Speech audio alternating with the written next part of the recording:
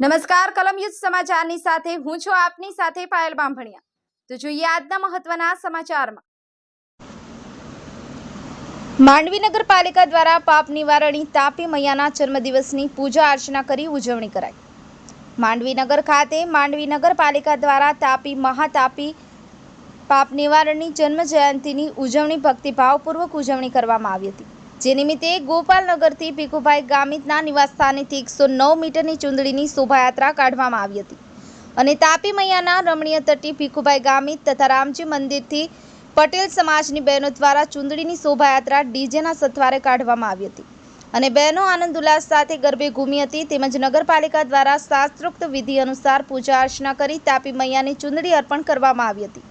આ કાર્યક્રમમાં માંડવી નગર ભાજપ પ્રમુખ નીતિનભાઈ સુકલ, પાલિકા પ્રમુખ નિમેશભાઈ શાહ, કારોબારી અધ્યક્ષ કિરીટભાઈ પટેલ, પાલિકાના સદસ્યો, નગર ભાજપના હોદ્દેદારો તેમજ નગરજનો મોટી સંખ્યામાં ઉપસ્થિત રહ્યા હતા। જેમાં ફાયર વિભાગના સ્ટાફે ખડેપગે ઉભા રહી સેવા બજાવી હતી। ઈશ્વર સોલંકી, કલમ યુદ્ધ સમાચાર, માંડવી।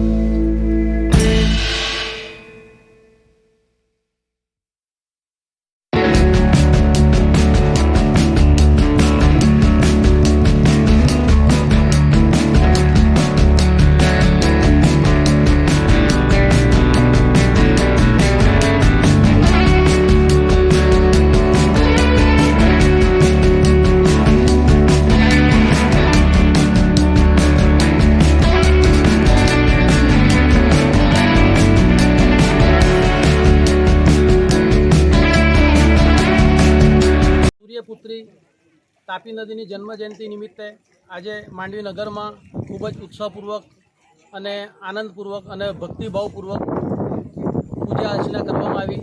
તાપી માતાને 109 મીટર લાંબી સાડી અર્પણ કરવામાં આવી।